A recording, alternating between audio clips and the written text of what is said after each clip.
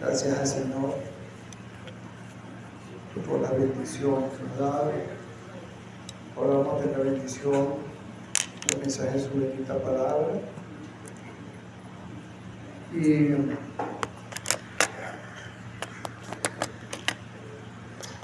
recordando y viendo la palabra en estos días y todo lo que se prepara pues, para el punto de resurrección, y leyendo el texto a cual viene la prédica, decía, oye, que verdaderamente, ¿cuánto nosotros verdaderamente decimos y creemos con una fe ciega? Cristo está a la puerta, Cristo está en la vuelta de la esquina, Cristo viene, pronto voy a estar en su presencia. Y que esas afirmaciones sean el día a día de nosotros, o sea, lo que nos mueva, o sea, lo que nos llene de esperanza, o sea, lo que nos llene de fortaleza. ¿Cuánto pensamos en eso en el día a día?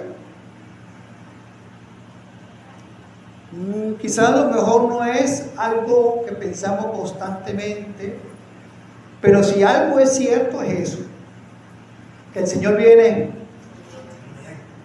ha cumplido con todas las profecías desde Moisés, los profetas y Salmos, se cumplió en cuanto a su venida, en cuanto a su crucifixión, en cuanto a su resurrección, y en cuanto que está reinando.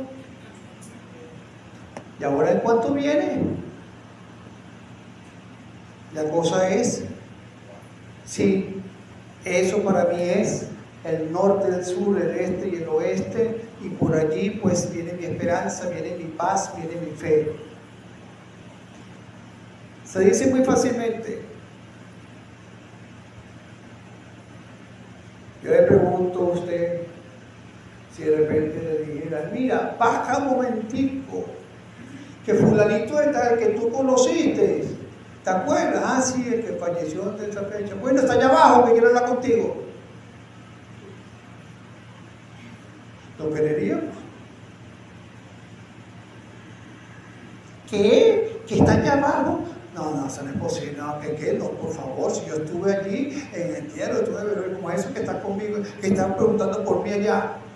No. Pues eso fue lo que pasó.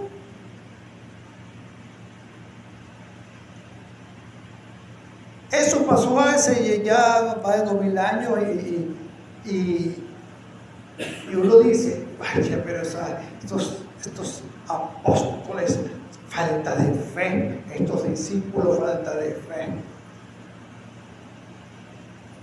Y resulta pues que nosotros estamos también picados con esa misma tijera. Lucas 24:36. Voy a leer unos cuantos versículos y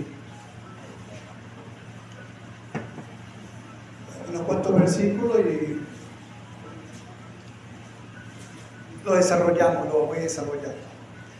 La prédica de hoy se llama La evidencia que trae paz. La evidencia que trae paz. ¿Cómo se llama? La evidencia que trae paz. La evidencia que trae paz. Muy bien. Y dice así: mientras ellos aún hablaban de estas cosas, Jesús se puso en medio de ellos y les dijo: paz a vosotros. Entonces, espantados y atemorizados, pensaban que veían espíritu, pero le dijo: ¿por qué estáis turbados? Y vienen a vuestro corazón estos pensamientos. Mira mis manos y mis pies, que yo mismo soy. Palpad y ved, porque un espíritu no tiene carne ni huesos, como veis que yo tengo. Y diciendo esto, le mostró las manos y los pies. Y como todavía ellos de gozo no le creían y estaban maravillados, le dijo: ¿tenéis algo de comer? Entonces le dieron parte de un pez asado y un panal de miel. Y vamos a dejarlo hasta allí. Bueno, es un acontecimiento que lo podemos ver en Marcos, en Juan, en Mateo también. Igual los mismos acontecimientos de una forma, una perspectiva diferente, pero también está allí. Y vemos aquí un momento muy crucial en cuanto a la historia de la iglesia y la fe, la aparición de Jesús resucitados a sus discípulos. No es un evento solamente histórico, sino un punto de inflexión de nuestra relación con Dios. Porque la resurrección confirma que Jesús realmente era quien dijo ser. ¿Ok? Y que es la base de nuestra esperanza como creyentes. Vemos allí entonces un acontecimiento, vemos que los discípulos, bueno, ya estaban, por un lado estaban reunidos, no es precisamente porque estaban allí tranquilazos, estaban con mucha paz y estaban, a lo mejor sufriendo, tristes por lo del Señor, sino estaban aterrorizados, estaban ahí con mucho temor. También aparte de lo que ven, vamos a ver más adelante el porqué, aparte de estos versículos, que otra cosa le causaba estos temores. Dice en el Lucas 24:36, porque una cosa que es importante es que el Señor llega en el momento oportuno siempre. Y el Señor nos ofrece lo que el mundo no nos puede dar. Eso es algo indiscutible. El Señor nos ofrece lo que el mundo no nos puede dar. Y una de las cosas, cuando el Señor Jesucristo vio a los discípulos en la situación que se encontraban allí escondido, el Señor le dice, mientras ellos aún hablaban de estas cosas, Jesús se puso en medio de ellos y le dijo: paz a vosotros. Paz a vosotros. La palabra paz significa reconciliación o completa armonía con Dios. En este caso, completa armonía con Dios. Jesús no solamente es una palabra que dice paz a vosotros, sino que Él también era la paz que estaba allí presente. La paz presente allí en medio de ellos. Esto no solamente era porque a veces se nos puede volver rutinario, ¿sabe? A veces la bendición, cuando uno le pide a los padres, bendición, andiga. Ya sabes, así como que ya ni siquiera completamente bendiga o bendición, es como que algo rutinario, ¿no? Del día a día, pero no entendemos para qué la bendición, por qué la bendición, tanto el que la recibe y a lo mejor también el que la da. Sí, no andiga, es tan rápido que ya dice, Dios te bendiga, andiga. Por la rutina. Y quizás esta palabra paz a vosotros en el labio de los hombres era a lo mejor algo también rutinario. Paz a vosotros, shalom, shalom, paz a vosotros. Pero en la boca de Jesús no. En la boca de Jesús representaba algo muchísimo más grande. Por eso precisamente, porque Él vino también a traernos paz. Y cuando Él muere y resucita, nos da también paz. Mi paz os dejo, mi paz os doy, no como el mundo la da. Este mundo que no tiene paz por ningún lado. Este mundo que vive en desasosiego. Este mundo que vive en corre. Este mundo que vive estresado. Este mundo que no puede a veces conciliar el sueño por la falta de paz. Eso que a lo mejor no vemos o no pensamos que uno de lo que el Señor nos dio, que es de gran valor, pero que carece el mundo, nos lo vino y nos lo dio a nosotros. ¿Cuánto tenemos a Cristo en nuestro corazón? Entonces debe estar reinando la paz, porque Él es la paz, hizo la paz. No dejemos que las cosas cotidianas nos la quiten. El corre, los estudios, el trabajo, la familia, no. Mantenernos en esa paz que el Señor, pues más allá que una palabra pronunciada, es todo lo que representa. Y cuando Él dice paz a vosotros, miren cómo se encontraban los discípulos. Estaban, dicen el 37 y el 38, espantados y atemorizados. Mejor momento no había. Espantados y atemorizados. Y el Señor primero que le dice paz a vosotros. Ellos pensaban que veían un espíritu. Pero les dijo, ¿por qué estáis turbados? Y vienen en tu corazón estos pensamientos. Por cierto, que la duda de los discípulos que tenían en ese momento hacía que vivieran una cosa que no era. La falta de confianza, la falta de fe, a veces la percepción nuestra cambia por la falta de fe, por la falta de confianza, y vemos las cosas de una manera diferente como el Señor nos las quiere presentar. Y es lo que estaba pasando allí. El Señor se presenta en carne, en espíritu resucitado, y ellos pensaban, hay un fantasma.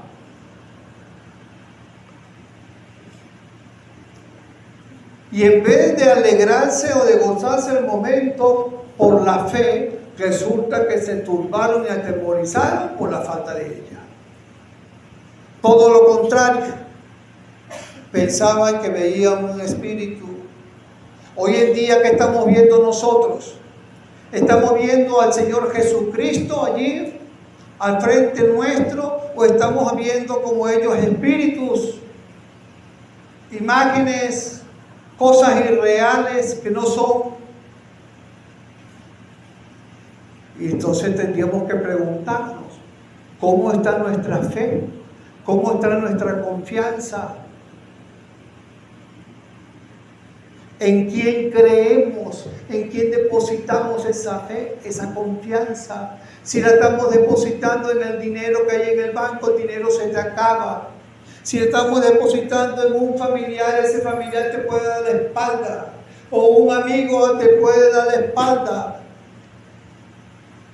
¿En qué se basa nuestra confianza? Solo Cristo es fiel, y tan fiel que fue a la cruz por ti, por ti, por ti, por ti, por mí.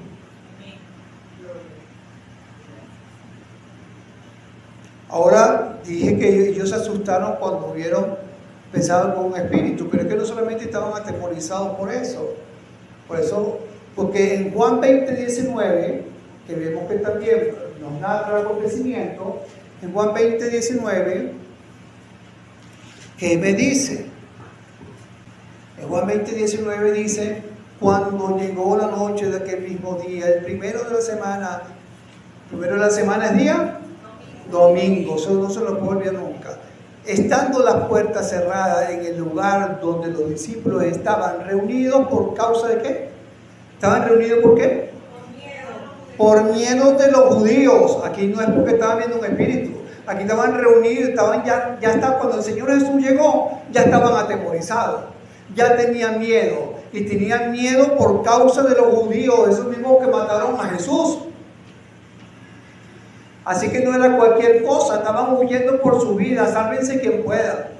Y estaban allí reunidos ellos, escondidos, en otras palabras, escondidos.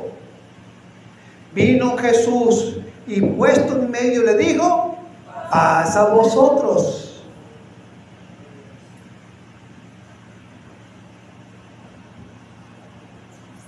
La gente puede esconderse por miedo, sobre todo aquellos que no han tenido un encuentro con Cristo, no saben dónde refugiarse cuando viene el temor, cuando están turbados.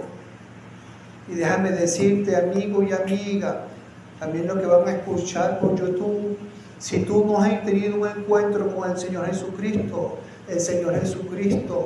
resucitó para darte vida una vez que tú entiendes que tú eres pecador o pecadora y te arrepientes de tus pecados, lo confiesas a Él y que Él te limpie con su sangre bendita, y entonces tendrás también paz en tu corazón y la vida eterna. Así que, bueno, vemos entonces allí, vemos que en Marcos 16:14 me dice, en la misma situación me dice, finalmente se apareció a los 11 mismos, estando ellos sentados a la mesa, y les reprochó su incredulidad. Aquí me lo narra diferente, aquí me dice que cuando entró el Señor también, por supuesto, la incredulidad es lo que le llevaba a lo que hablamos al principio, a ver cosas que no eran. Y le reprochó su incredulidad y dureza de corazón porque no habían creído lo que le habían visto resucitado. Resucitado. Qué importante es creer en la palabra del Señor. Qué importante es creer en Él para poder que todos esos temores queden atrás. Él trae seguridad a tu vida, Él trae seguridad a mi vida. Y la paz de Dios que sobrepasa todo entendimiento guardará vuestros corazones, vuestros pensamientos. Hay quienes encantan estar maquinando. Bueno, estos pensamientos, el Señor, en Él hay paz. Hay paz. Vemos también entonces que el Señor, pues nuestra fe está basada en un Cristo Salvador vivo, una fe en algo no solo intangible e ilusoria. La resurrección de Jesús no es simbólica, es un hecho real. Porque dice las Escrituras en 1 Corintios 15, 13, 15, 17, si no fuera un hecho real, y dice entonces, porque si no hay resurrección de muertos, tampoco Cristo resucitó. Y si Cristo no resucitó, vana es entonces nuestra predicación, vana es también vuestra fe. Y somos hallados falsos testigos de Dios, porque hemos testificado de Dios que Él resucitó a Cristo, al cual no resucitó, si en verdad los muertos no resucitan. Porque si los muertos no resucitan, tampoco Cristo resucitó. Y si Cristo no resucitó, vuestra fe es vana, aún estáis en vuestros pecados.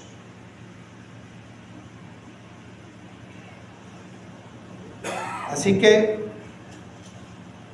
mientras creamos que nuestro Salvador venció la muerte, más grande es también nuestra esperanza. Nuestra esperanza. Y tras la palabra del Señor, esa paz, también hay evidencia. La evidencia de la resurrección, porque el Señor quiso y quiere dar seguridad de eso. El Señor no quiere que estemos con dudas. ¿Cuáles son las dudas que puede tener el mundo en cuanto a que si Cristo vino o no vino, resucitó o no resucitó? Pueden tener sus dudas, pero eso no cambia la verdad. La verdad sigue siendo la verdad y nadie la va a cambiar. Dice en Lucas 24, 39 al 40. El Señor le ofrece evidencia de la resurrección. Evidencia y dice, mirad mis manos y mis pies, que yo mismo soy. Y no solamente que vean, sino palpad y ved. Porque un espíritu no tiene carne ni huesos, como veis que yo tengo. Y diciendo esto, le mostró las manos y los pies. Las mismas manos que fueron clavadas en la cruz, en el cuerpo resucitado. Las mismas heridas que fueron a la tumba, en el cuerpo resucitado.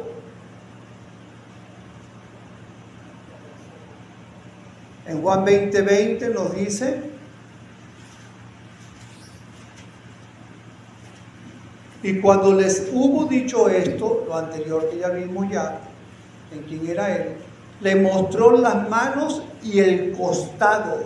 Y dice que los discípulos se regocijaron viendo al Señor. Pero ellos dicen que vieron. Aquí dice que el Señor les mostró, ¿verdad? No nos dice que ellos tocaron como Tomás. Tomás fue más allá. Tomás tenía que tocar. Y a veces nosotros también, no solamente el Señor nos muestra las cosas y para otros es más fácil entender, pero para otros todavía hay dudas y tienen que tocar.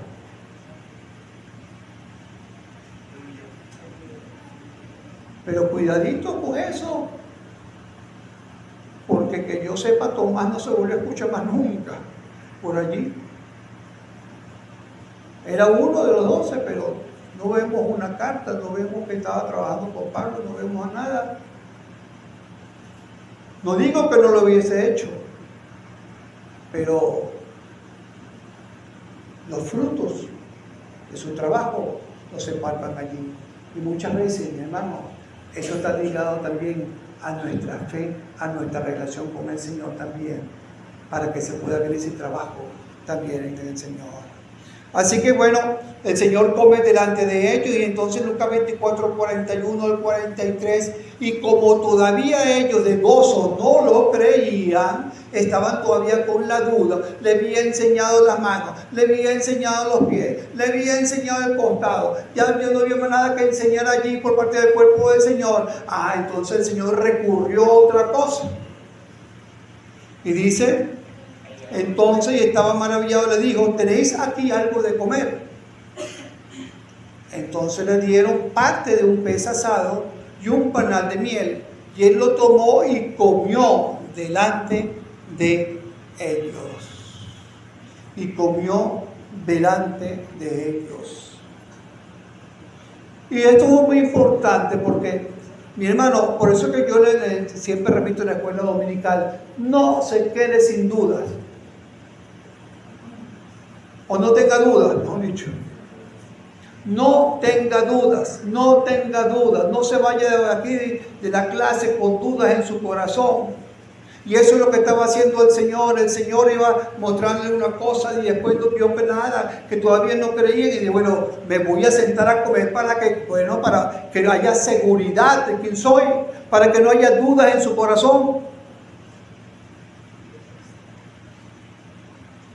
Así que ofreció pruebas físicas de su resurrección, pero sumado a estas otras pruebas, hay otras también pruebas que nos hablan a nosotros, las profecías sobre su resurrección. Por ejemplo, una que le voy a mencionar, Salmo 16:10. Voy a mencionar solamente una, mis hermanos, por cuestión de tiempo. Porque no dejarás mi alma en el Seol, ni permitirás que tu santo vea corrupción. Eso está hablando de Jesús, y como el Señor lo iba a levantar, el Padre lo iba a levantar de los muertos. Pero también, aparte de eso, las predicciones que Jesús en vida había hecho.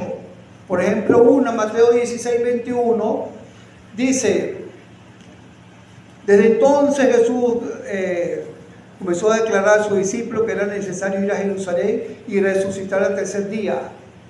Ya había anunciado que iba a resucitar al tercer día en diferentes oportunidades.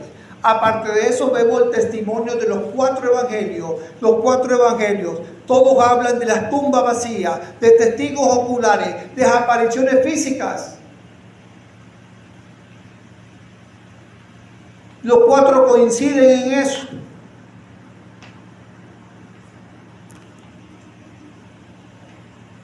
Hay el testimonio de los apóstoles en Hechos 2:32. A este Jesús, dicen ellos, dice Pedro, resucitó Dios, de la cual todos somos nosotros testigos cuando hubo el día de Pentecostés. Así que está el testimonio apostólico, pero también recordemos que en ese día ellos no estaban solos, habían 120 reunidos. Es que va más allá el testimonio. Pero sumado a eso también nos dice 1 Corintios 15:3 al 15:7, porque primeramente os he enseñado. Corintios 15:3 al 8. Porque primeramente os he enseñado lo que asimismo recibí, que Cristo murió por nuestros pecados conforme a las Escrituras, y que fue sepultado y que resucitó el tercer día conforme a las Escrituras, que apareció, testigos, a Cefas y después a los 12, después apareció a más de 500 hermanos a la vez, de las cuales muchos viven aún y otros duermen. Después apareció a Jacobo y después a todos los apóstoles. Testigos.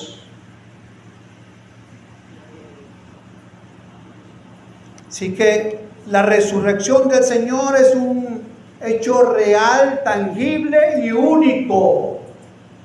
Escuchen bien, único. No hay nadie más que haya resucitado.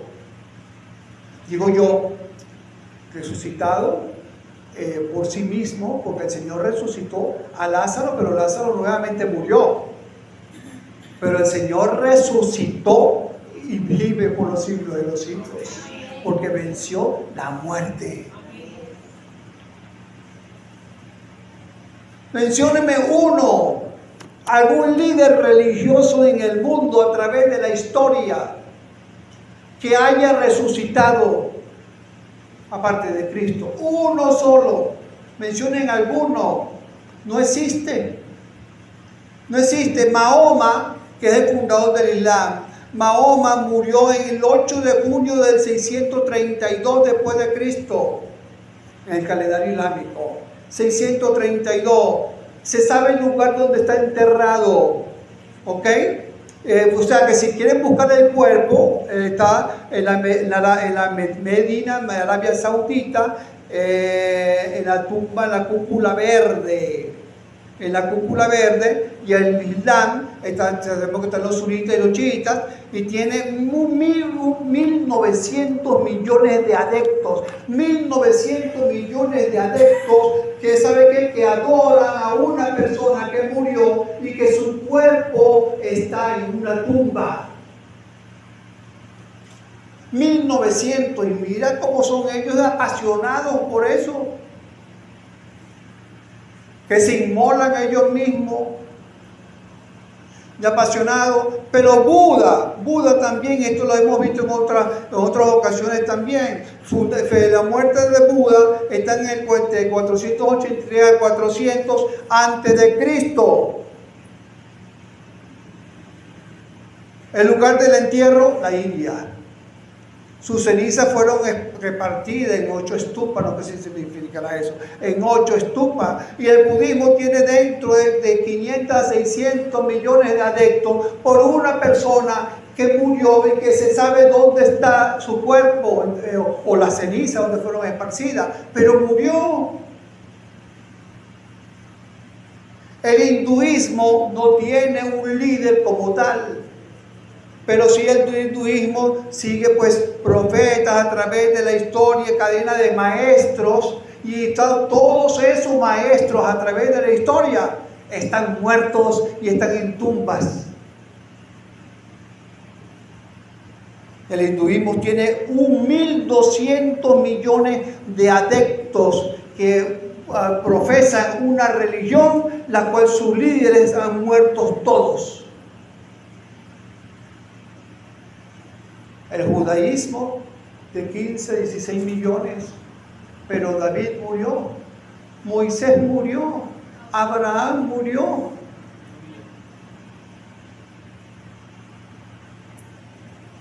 El único, mi hermano, es Cristo. Y no se puede buscar su cuerpo, porque su cuerpo está allá arriba reinando, Rey de reyes y Señor de señores. Así que bueno, tras la resurrección también el Señor nos dejó una misión. Resucitó y nos dio una misión a cada uno de nosotros. En Lucas 24, 44, 45. Y le dijo: estas son las palabras que yo hablé estando aún con vosotros, que era necesario que se cumpliese todo lo que está escrito de mí, le dijo Moisés, en los profetas y en los salmos.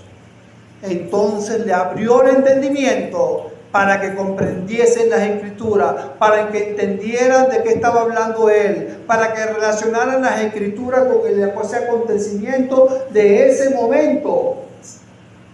Ahora, ¿cómo le abrió el entendimiento? Yo le voy a decir cómo le abrió el entendimiento, porque este versículo me encanta traerlo también a corazón ahorita, porque a veces puede traer dudas. Vámonos a Juan 20, 21, Juan 20, 22.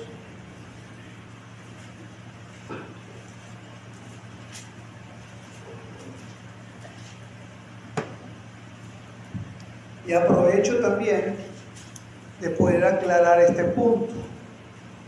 Aquí en Juan 20, 21 al 22, hablando de lo mismo, nos dice: entonces Jesús le dijo otra vez más a vosotros, como me envió el Padre, así también yo os envío. Ok, va por lo mismo. Y habiendo dicho esto, sopló y le dijo: recibid el Espíritu Santo.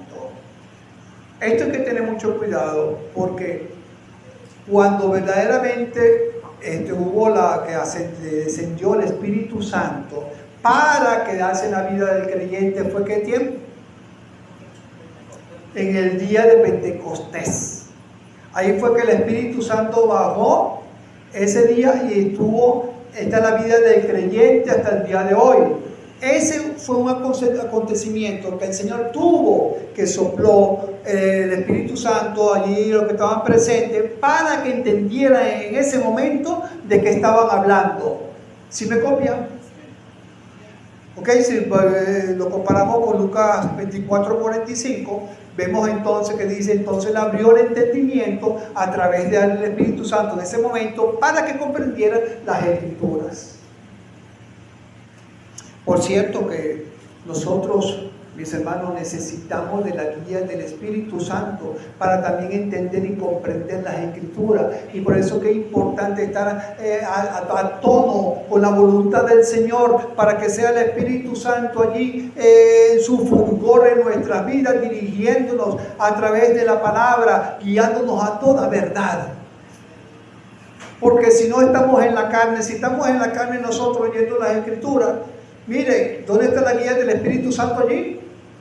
Necesitamos que el Espíritu Santo nos lleve, nos guíe a través de la palabra, nos dé entendimiento, nos enseñe. El maestro más cercano que tenemos a nosotros y que es impelable lo que nos enseña es el Espíritu Santo, su presencia en nuestras vidas.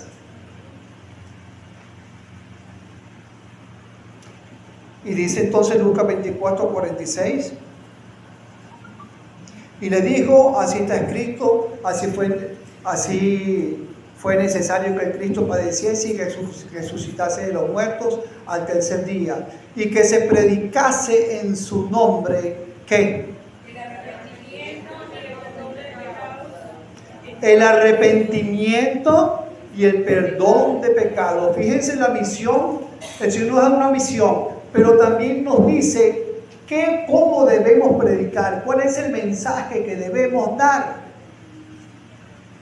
Y es arrepentimiento y el perdón de pecados. Eso es lo básico. Cuando vemos Juan el Bautista, ¿qué es lo que decía? Arrepentidos, primeramente antes que cualquier otra cosa. Arrepentidos. Si un corazón no hay arrepentimiento, si un corazón dice, bueno, yo acepté a Cristo, pero no hubo arrepentimiento por ningún lado de sus obras, de lo que ha hecho en su vida anterior, hay que ver qué pasó allí. Porque nosotros vinimos con una condición, nosotros vinimos llenos de pecado, nosotros vinimos sucios delante del Señor, vinimos y nos presentamos delante de Él sucios para que el Señor nos limpie con su sangre bendita, pero venimos sucios, y la manera como Él nos limpia es cuando nosotros declaramos, confesamos, estamos de acuerdo con Él, que tenemos pecado en nuestra vida, que tenemos suciedad en nuestra vida y que necesitamos que Él nos limpie con su sangre bendita. Si no hay ese reconocimiento, entonces no entendemos nuestra condición espiritual delante de Él. Por eso dice aquí, arrepentimiento y el perdón de pecados. Entender que necesitamos el perdón de Dios. Si no tenemos el perdón de Dios, no hay entrada en el reino de los cielos. Eso está muy claro en la palabra del Señor, porque no hay nadie que esté sucio espiritualmente que pueda entrar en el reino de los cielos, porque la palabra dice que Él es santo, santo y santo, y Él no puede tener relación, comunión con la suciedad, con el pecado. Así que mi amigo y mi amiga, si tú no has sido limpio con la sangre de Jesús, hoy es el día de salvación, hoy es el día de libertad para ti, hoy es el día en que verdaderamente puedas adquirir ese regalo de la vida eterna que solamente está en Cristo Jesús. Tú no sabes cuándo vas a morir, ¿sabes? Tú no sabes cuándo te llega tu último respirito en tu vida. A veces pensamos que vamos a durar muchísimo cuando somos jóvenes, cuando tenemos cierta edad, pero a lo mejor Jesús te está advirtiendo A lo mejor el Señor está tocando tu puerta en estos momentos. Dice la palabra de aquí: yo estoy a la puerta y llamo. Si alguno oye mi voz y abre la puerta, entraré a él, cenaré con él y él conmigo.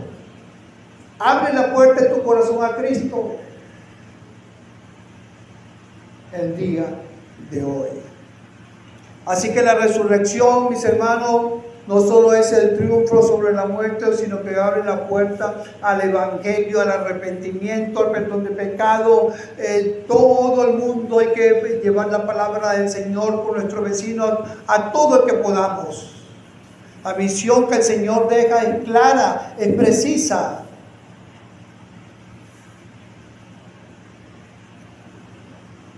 Recordemos que no solamente somos receptores también de la paz de Cristo, sino también portadores de un mensaje que tenemos que dar, que tenemos que compartir y que tenemos que impulsar también a que se haga.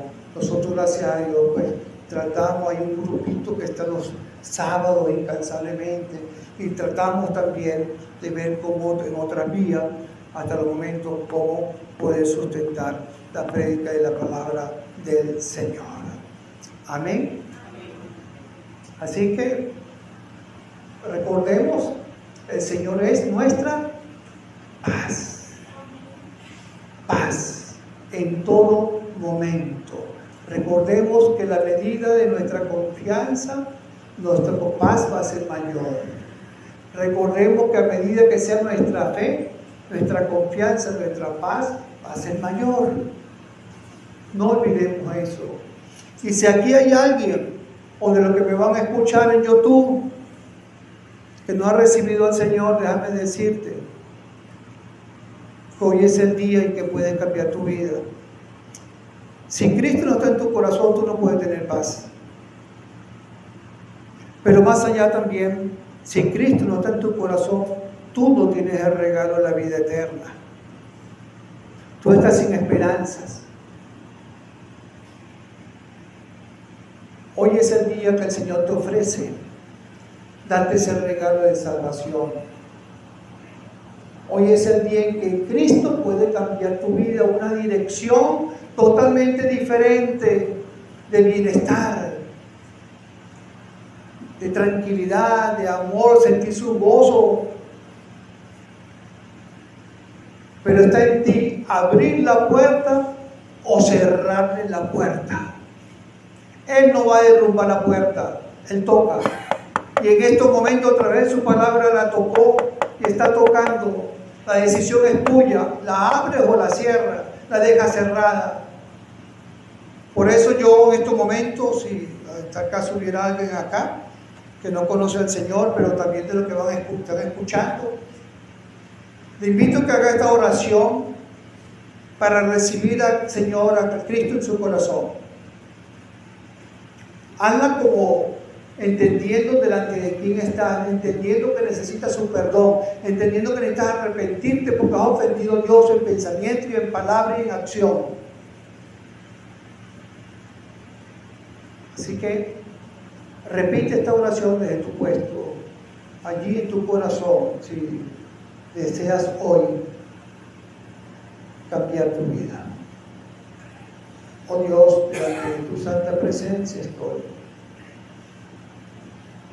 entendiendo que he pecado delante de ti, en pensamiento, en palabra, en acción, Señor, y que a ti he ofendido. Te ruego que me perdones. Te suplico, Señor, que cambies mi vida. Te pido que limpies mi corazón y que me des esa esperanza, Señor, que hay en ti. Que pueda disfrutar de esa paz que tú das y sobre todo que me des el regalo de la vida eterna. Te lo pido, Padre, en el nombre de Jesús. Amén. Amén. Quisiera saber si alguien hizo esta oración en el día de hoy aquí. Alguien quiso permitir que el Señor cambiara su corazón. Puede levantar la mano para saber. ¿Hay alguien acá? ¿Alguien que quiere rendir su corazón a Cristo en este día?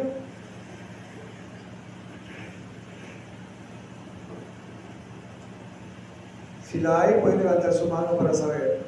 ¿No? Bien. Amigo y amiga que me escuchas en tu casa, si lo has hecho con convicción, dice la palabra que tú, pues, tienes ese regalo de la vida eterna.